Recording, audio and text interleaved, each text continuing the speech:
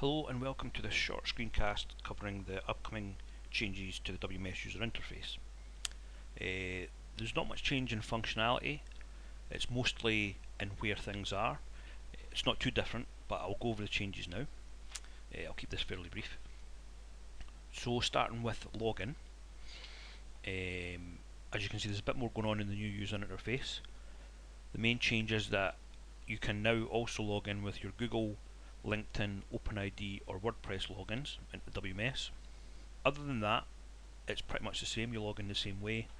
You've got the same forgotten pad links and what have you, and also some links to our blog and different things here.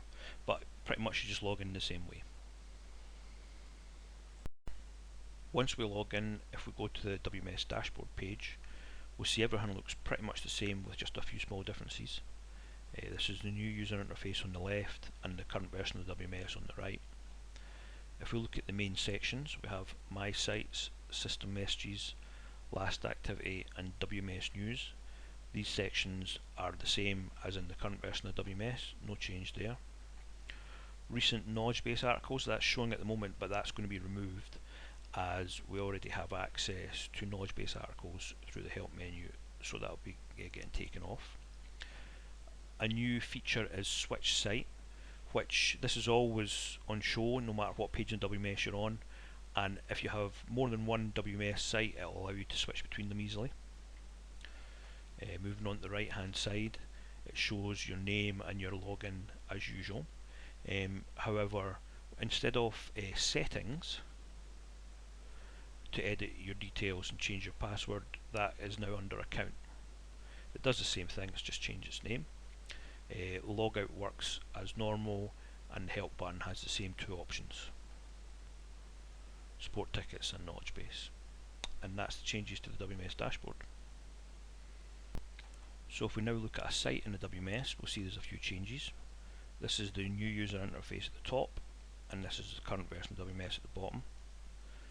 If we look first at the Site View Live button, this is the button that when you click on it brings up the index page of your website. That's been moved over to the left, and instead of View Live it has the domain of your website. If you click on it, it will still bring up your home page though. If we look at the main navigation on the current version of WMS, we have a main nav with drop downs, and under that some tabs. That's been replaced in the new user interface with some tabs, each with its own subnav. Essentially what's been done is the Create menu has been removed, and the admin and manage menus have been combined in a new admin section. So if we look at each tab, under pages we've got the WMS site tree as normal, which you can right click on pages and folders and get the options in the context menu. Also here now is new page and new folder, which has been taken from the create menu. Similar with components, in the components tab we've got the components folder structure. You can right click and get the context menu for functions here, but new component is now here as well. That's been moved from the create menu into the components tab. The libraries tab, that links to the WMS library as before, so nothing new there, same as that. Site publish, that has the same four options: publish all pages, publish instructions, generation reports and publish reports, as can be found in the publish section of the current version of WMS.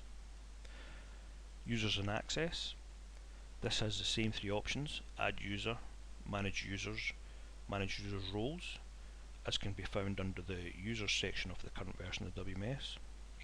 And then the last tab, admin, the manage sites option here comes from the admin section in the current version of WMS. But the other options, external links, libraries FTP, social media, bulk content edit and activity logs are all from the manage section of the current version of WMS. So those are the changes. Thanks for listening.